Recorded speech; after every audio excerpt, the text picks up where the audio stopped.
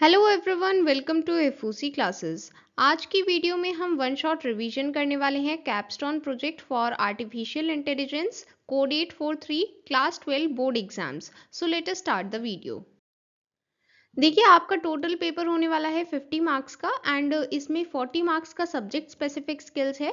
10 marks की employability skills की one shot videos already available हैं एंड सब्जेक्ट स्पेसिफिक स्किल्स के ये 3 चैप्टर्स अब हम कवर करने वाले हैं। ठीक है, तो चैप्टर 1 हम इस वीडियो में कवर कर लेंगे एंड बाकी 2 चैप्टर्स बाकी वीडियोस में देखेंगे। ठीक है, सो यहाँ पर ये जो चैप्टर 1 कैपस्टोन प्रोजेक्ट है, ये सबसे ज़्यादा इंपॉर्टेंट है, मोस्ट इंपॉर्टेंट चैप्टर, बिकॉज यहाँ पर सबसे ज़्यादा वेटेज है क्वेश्चंस का भी और मार्क्स का भी। ठीक है, तो पूरे सिलेबस में सबसे ज़्यादा इंपॉर्टेंट ये चैप्टर है। यहाँ पर जो भी टॉपिक्स बताए जा रहे हैं आप उन्हें तो अच्छे से पढ़ेंगे ही वीडियो से, और साथ ही जो आपको सैम्पल पेपर वीडियो प्रोवाइड की गई है आपको उसको भी ध्यान से देखना है, बिकॉज क्वेश्चंस का आइडिया आपको वहीं से मिलेगा। ठीक है, so now let us start the video without any delay.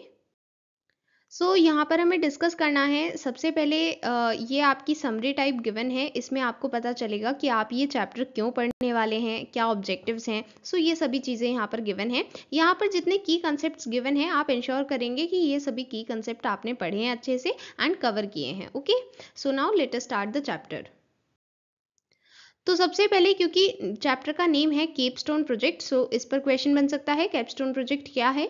ये एक प्रोजेक्ट है जिसमें स्टूडेंट्स को इंडिपेंडेंटली रिसर्च करनी है किसी भी पर्टिकुलर टॉपिक पर सब्जेक्ट मैटर की डीपर अंडरस्टैंडिंग के लिए, एंड इससे स्टूडेंट्स को अपॉर्चुनिटी मिलती है कि वो अपनी सारी नॉलेज को इंटीग्रेट करें एंड एक कॉम्प्रीहेंसिव प्रोजेक्ट के थ्रू डिमॉन्स्ट्रेट करें। ओके, यहाँ पर कुछ कैपस्टोन प्रोजेक्ट के आइडियाज गिवन है, ये आपसे क्वेश्चन की फॉर्म में पूछा जा सकता है। ठीक है, हम यहाँ पर हर चीज़ डिस्कस करते हुए चलेंगे, कौन सा इंपॉर्टेंट टॉपिक है एंड क्या क्वेश्चन बन सकता है। ठीक है, तो सबसे पहला क्वेश्चन तो यही बन सकता है कि व्हाट इज कैपस्टोन प्रोजेक्ट। ठीक है, डिफाइन इट। फिर दूसरा क्वेश्चन क्या बन सकता है, give some examples of capstone project ideas. इस तरह से क्वेश्चन बन सकता है। ठीक है, यहाँ पर 6 एग्जाम्पल्स गिवन है, आप कोई भी एटलीस्ट 4 तो लर्न कर ही ले। ठीक है, यहाँ पर क्वेश्चन बन सकता है एआई प्रोजेक्ट में कौन से 6 स्टेप्स इन्वॉल्व्ड हैं। ये 6 स्टेप्स आपको लर्न करने हैं। सबसे पहला है प्रॉब्लम डेफिनेशन, मींस प्रॉब्लम को समझना है। Then second is data gathering, means data collection करना है। Then feature definition, AI model construction, evaluation and refinements and deployment. ये 6 स्टेप्स हैं, आपसे डायरेक्टली क्वेश्चन पूछा जा सकता है, इनके नेम्स पूछे जा सकते हैं। ठीक है, ये 6 स्टेप्स आपको लर्न होने चाहिए। Then next question, predictive analysis पर बेस्ड ये 5 पॉइंट्स गिवन है एंड ये हमने सैम्पल पेपर में भी डिस्कस किए थे।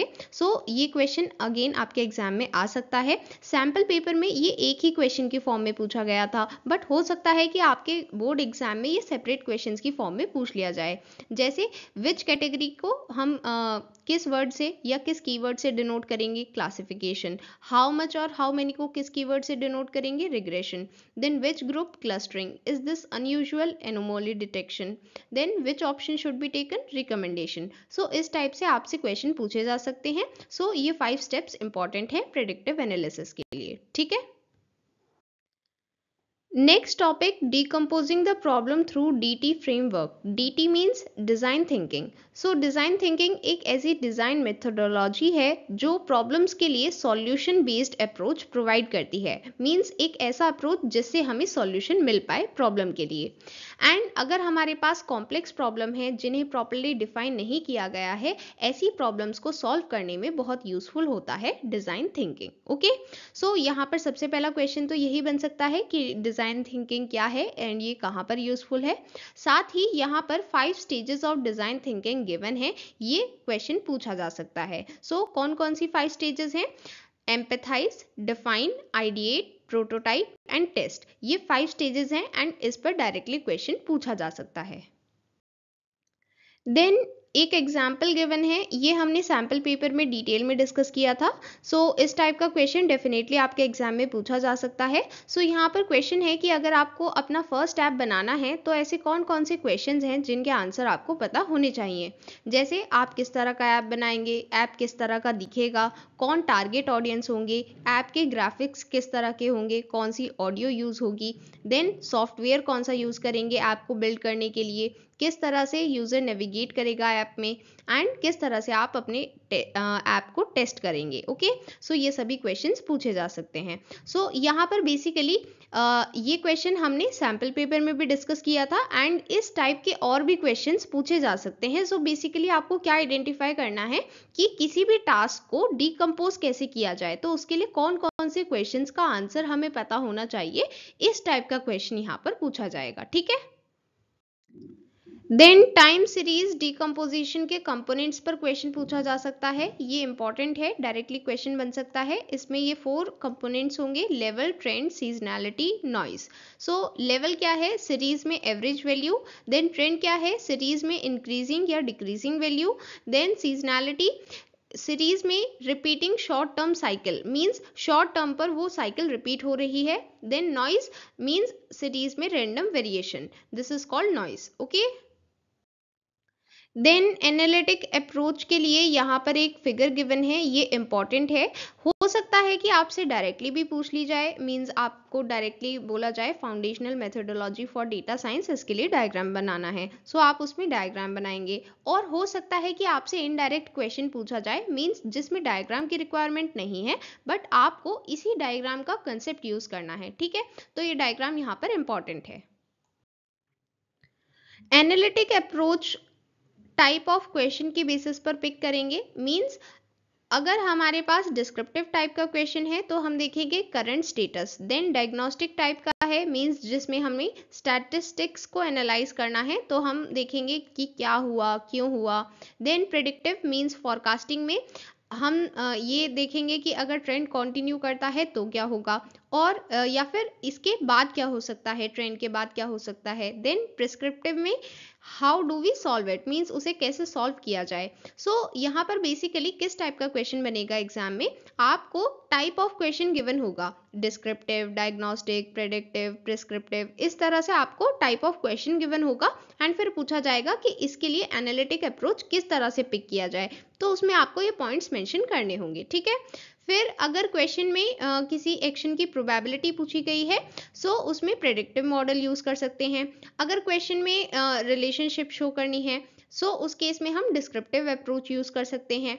और अगर स्टैटिस्टिकल एनालिसिस करना है, तो इसका मतलब है कि वहां पर काउंटिंग से रिलेटेड कुछ प्रॉब्लम है। देन अगर क्वेश्चन में येस और नो की रिक्वायरमेंट है, तो क्लासिफिकेशन अप्रोच को यूज कर सकते हैं, ठीक है। सो इस तरह से यहाँ पर हम एनालिटिक अप्रोच को पिक करेंगे। Okay, then next topic data requirement. यहाँ पर हम data requirement and data collection दोनों के बारे में समझेंगे। देन डिसीजन ट्री क्लासिफिकेशन के लिए डेटा रिक्वायरमेंट्स को किस तरह से डिफाइन करेंगे, ये क्वेश्चन पूछा जा सकता है। सो डेटा रिक्वायरमेंट को डिफाइन करने के लिए 3 स्टेप्स इंक्लूडेड हैं। हमें आइडेंटिफाई करना है necessary data content, format and sources for initial data collection. So ये 3 स्टेप्स वहाँ पर इंक्लूडेड होंगे डेटा रिक्वायरमेंट को डिफाइन करने में। Then techniques such as descriptive statistics and visualisation, means ये दोनों टेक्निक्स हम यूज कर सकते हैं डेटा सेट पर अप्लाई करने के लिए। एंड क्यों अप्लाई करेंगे, सो दैट कंटेंट को, क्वालिटी को एंड इनिशियल इंसाइट्स को एसेस किया जा सके, एनालाइज किया जा सके। डेटा में गैप्स होंगे तो उन्हें आइडेंटिफाई किया जाएगा, एंड या तो हम उन्हें फिल करेंगे या फिर उनके लिए सब्सटीट्यूशन प्रोवाइड करेंगे। Okay, then next modelling approach. So modelling में हम ये देखेंगे कि डेटा को किस तरह से विजुअलाइज किया जाए कि हमें आंसर मिल सके। एंड इवेल्युएशन में हम ये देखेंगे कि जो हमने मॉडल यूज किया है, क्या वो सच में इनिशियल क्वेश्चन का आंसर करता है, या फिर हमें इस मॉडल को एडजस्ट करने की रिक्वायरमेंट है। डेटा मॉडलिंग ऐसे मॉडल्स डेवलप करने पर फोकस करता है जो डिस्क्रिप्टिव या फिर प्रेडिक्टिव होते हैं। ये एमसीक्यू फॉर्म में या फिर फिल इन द ब्लैंक की फॉर्म में पूछा जा सकता है। डेटा साइंटिस्ट ट्रेनिंग सेट को यूज करते हैं प्रेडिक्टिव मॉडलिंग के लिए। एंड ट्रेनिंग सेट क्या है? हिस्टोरिकल डेटा का सेट, मींस ऐसे डेटा का सेट जिसका आउटकम हमें ऑलरेडी पता है, ठीक है, इसे हम कहते हैं ट्रेनिंग सेट। एंड इस पर बेस्ड सैम्पल पेपर में भी क्वेश्चन था, हमने डिस्कस किया था, सो ये इंपॉर्टेंट है। ओके, देन अगर हमें अपना आउटकम इंश्योर करना है कि वो बिल्कुल सही है, तो उसके लिए हमें constant refinement, adjustment and tweaking, ये तीनों चीज़ें करनी होंगी। इस पर बेस्ड एमसीक्यू या फिर fill in the blank type question बन सकता है। आपको इनमें से कोई भी एक ब्लैंक गिवन होगा एंड आपको बताना होगा। तो हमें आउटकम सॉलिड है, मीन्स करेक्ट है, ये चीज़ इंश्योर करने के लिए क्या क्या करना है? Constant refinement, adjustment and tweaking. ठीक है, ट्वीकिंग का मतलब है कि थोड़े बहुत चेंजेस करने होते हैं किसी भी चीज़ को वर्किंग बनाने के लिए। ठीक है, यहाँ पर इस फ्रेमवर्क के लिए हमें तीन चीज़ें करनी होंगी। सबसे पहले हमें क्वेश्चन को समझना होगा, फिर हमें एनालिटिक अप्रोच को सेलेक्ट करना होगा, एंड थर्ड हमें समझना होगा, प्रिपेयर करना होगा एंड मॉडल करना होगा डेटा को। ठीक है, understand, prepare and model the data. ठीक है, these are the 3 steps and ये भी पूछे जा सकते हैं। ठीक है, यहाँ पर हमारा एंड गोल क्या है? डेटा साइंटिस्ट का एंड गोल है कि एक ऐसा डेटा मॉडल बनाया जाए जो आंसर दे सके उस क्वेश्चन के लिए। ठीक है, ये एंड गोल है। Okay, train test split evaluation, यहाँ पर हम बात कर रहे हैं एक ऐसी टेक्निक की जिससे मशीन लर्निंग एल्गोरिथम को इवेल्युएट किया जाएगा, उसकी परफॉर्मेंस को इवेल्युएट करेंगे। ठीक है, ये इंपॉर्टेंट टॉपिक है, यहाँ से क्वेश्चन पूछा गया है सैम्पल पेपर में भी। ठीक है, इंपॉर्टेंट टॉपिक है, यहाँ से मिनिमम आप एक क्वेश्चन एक्सपेक्ट कर सकते हैं। तो सबसे पहले बात करते हैं इसका प्रोसीजर क्या होता है। यहाँ पर हम एक डेटा सेट लेंगे, उसको 2 सबसेट्स में डिवाइड करेंगे। सबसे पहले सबसेट को यूज करेंगे ट्रेनिंग डेटा सेट की तरह, मींस जो मशीन लर्निंग मॉडल को ट्रेन करने के लिए यूज किया जाएगा, फिट करने के लिए यूज किया जाएगा। देन सेकंड सबसेट ये होगा टेस्ट डेटा सेट, एंड ये ट्रेन करने के लिए यूज नहीं करेंगे, इंस्टेड डेटा सेट का इनपुट एलिमेंट प्रोवाइड करेंगे मॉडल को, एंड फिर जो प्रेडिक्शंस की जाएंगी उन्हें कंपेयर किया जाएगा एक्सपेक्टेड वैल्यूज के साथ, और इसके बेसिस पर हम बताएंगे कि परफॉर्मेंस कैसा है। ठीक है, यहाँ पर ट्रेन डेटा सेट को हमने यूज किया है to fit the machine learning model, means train करने के लिए, एंड टेस्ट डेटा सेट को यूज किया है इवेल्युएट करने के लिए। ठीक है, यहाँ पर इस पर based of costly question sample paper में भी था, हमने डिस्कस किया था, एंड ये क्वेश्चन आपके एग्जाम में भी आ सकता है। ठीक है, ये दोनों डेटा सेट इंपॉर्टेंट है। ओके, यहाँ पर ऑब्जेक्टिव क्या था हमारा ऑब्जेक्टिव था कि मशीन लर्निंग मॉडल की परफॉर्मेंस को न्यू डेटा पर देखा जाए, मींस न्यू डेटा मतलब एक ऐसा डेटा जिसे मॉडल को ट्रेन करने में यूज नहीं किया गया। ठीक है, ट्रेन टेस्ट प्रोसीजर हम कब प्रेफर करेंगे एंड ये कब ज़्यादा सही रहेगा? जब हमारे पास लार्ज डेटा सेट अवेलेबल होगा तब। ठीक है, देन इसको कॉन्फ़िगर कैसे करेंगे? मींस यहाँ पर कोई स्प्लिट परसेंटेज हम कैसे बताएंगे, ये चीज़ हम यहाँ पर डिस्कस कर रहे हैं। देखिए यहाँ पर हमारे पास एक मेन कॉन्फ़िगरेशन पैरामीटर है, वो है ट्रेन एंड टेस्ट सेट का साइज। यहाँ पर इसे कैसे एक्सप्रेस किया जाएगा? In the form of percentage between 0 and 1। जैसे सपोज करते हैं अगर हमने ट्रेनिंग सेट को 0.67 मीन 67% असाइन किया है, तो रिमाइंडर परसेंटेज 0.33 ये असाइन की जाएगी टेस्ट सेट को। ठीक है, ये जस्ट एग्जांपल था। ऐसा कोई ऑप्टिमल स्प्लिट परसेंटेज नहीं होता है, आपको स्प्लिट परसेंटेज चूज करना है कुछ स्पेसिफिक कंसिडरेशंस के बेसिस पर, जैसे मॉडल को ट्रेन एंड इवेल्युएट करने में क्या कंप्यूटेशनल कॉस्ट है, then training set and test set की रिप्रेजेंटेटिवनेस को भी कंसिडर करना है। ठीक है, इस पर बेस्ड क्वेश्चन पूछा जा सकता है, एंड साथ ही ये क्वेश्चन भी पूछा जा सकता है कि कॉन्फ़िगर कैसे करेंगे। ठीक है, यहाँ पर जो दूसरा क्वेश्चन बन सकता है ये बन सकता है स्प्लिट परसेंटेज को चूज करने पर हमें कौन कौन से कंसिडरेशन करने हैं, ये क्वेश्चन यहाँ पर बन सकता है। ठीक है, देन क्रॉस वैलिडेशन, ये टॉपिक हमने सैम्पल पेपर में भी डिस्कस किया था। मशीन लर्निंग एक आइटरेटिव प्रोसेस है, इस पर directly fill in the blank question पूछा जा सकता है। यहाँ पर इसी से रिलेटेड हमें क्रॉस वैलिडेशन के बारे में एक्सप्लेन किया हुआ है, एंड ऑल ओवर हमें यहाँ पर बताया गया है कि क्रॉस वैलिडेशन हमें ज़्यादा रिलायबल मेजर देता है मॉडल क्वालिटी का, एंड भले ही ये थोड़ा मतलब इसका जो टाइम ड्यूरेशन है वो लॉन्ग है, बट ये हमें एक रिलायबल मेजर देता है, मॉडल क्वालिटी के बेटर मेजर्स देता है। ठीक है, ये चीज़ एग्जाम में पूछी जा सकती है कि कौन सा ज़्यादा बेटर है या फिर क्यों है। यहाँ पर आप इसको एक्सप्लेन कर सकते हैं। ठीक है, एंड कौन सा ज़्यादा बेटर है? Cross validation. ठीक है, देन हम यहाँ पर मॉडल क्वालिटी के मेट्रिक्स सिंपल मैथ्स के हेल्प से देखने वाले हैं। सबसे पहले हमें बताया गया है परफॉर्मेंस मेट्रिक्स जैसे classification accuracy, root mean squared error, ये सभी हमें एक क्लियर ऑब्जेक्टिव आइडिया प्रोवाइड करते हैं कि एक सेट ऑफ प्रेडिक्शन कितना अच्छा है एंड उससे जो मॉडल जनरेट किया जाएगा वो कितना अच्छा होगा। यहाँ पर ये परफॉर्मेंस मेट्रिक्स हम यूज कर सकते हैं मॉडल क्वालिटी के लिए, ठीक है। इस पर बेस्ड अब हम आगे फर्दर टॉपिक्स को कवर करने वाले हैं। Okay,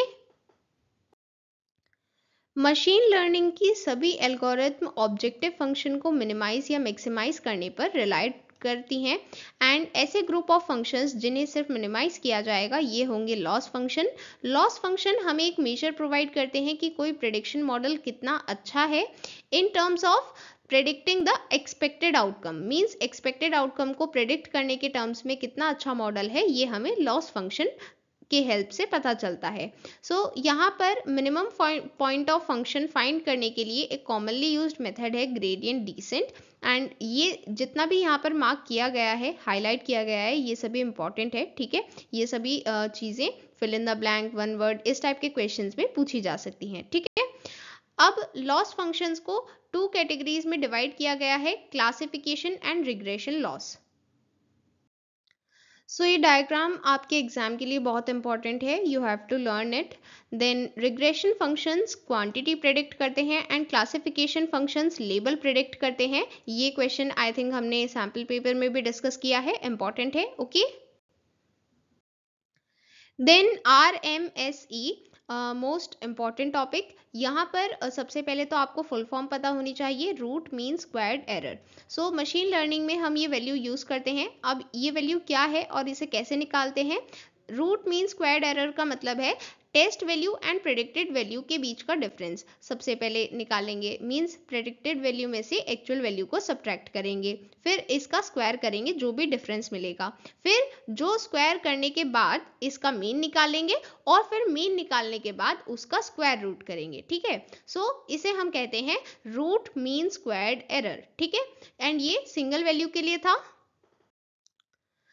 wide set of values के लिए RMSE को इस तरह से डिफाइन किया जाएगा। देन RMSE वैल्यू यहाँ पर एक एग्जांपल गिवन है, अप्रोक्सीमेटली 73 आई है एंड ये एक बैड वैल्यू नहीं है, मींस यहाँ पर मॉडल को हम गुड मॉडल बताएंगे। क्यों बताएंगे? क्योंकि एक गुड मॉडल के लिए RMSE की वैल्यू 180 से कम होनी चाहिए, ठीक है। एंड ये वैल्यू है 73, तो 73 180 से लेस है, इसलिए हम कह रहे हैं कि ये गुड मॉडल है, ये बैड वैल्यू नहीं है, ठीक है। यहाँ पर अगर हमें क्वेश्चन गिवन है जिसमें कोई भी RMSE वैल्यू गिवन है या फिर हमसे डायरेक्टली पूछ लिया गया है कि एक गुड मॉडल के लिए RMSE वैल्यू क्या होनी चाहिए, तो वो 180 से कम होनी चाहिए, ठीक है। इसके बाद यहाँ पर अगर हायर RMSE वैल्यू है तब क्या होगा? तब हमें या तो कुछ फीचर्स चेंज करने होंगे या फिर कोई ना कोई माइनर चेंज हमें करना होगा हाइपर पैरामीटर्स में, सो दैट ये जो RMSE वैल्यू है ये 180 के नीचे आ पाए, okay. Then next topic MSE stands for mean squared error, ये भी इंपॉर्टेंट टॉपिक है। यहाँ पर सबसे पहला क्वेश्चन बन सकता है, what is the most commonly used regression loss function? This is MSE। देन MSE क्या है? It is the sum of square distances between our target variable and predicted values. Means दोनों का डिफरेंस करेंगे, उसका स्क्वायर करेंगे, फिर सभी का सम करेंगे, सम करने के बाद मीन निकालेंगे एंड वो जो मीन होगा उसे ही हम कहेंगे मीन स्क्वायर्ड एरर, ठीक है। ये भी इंपॉर्टेंट है, ओके।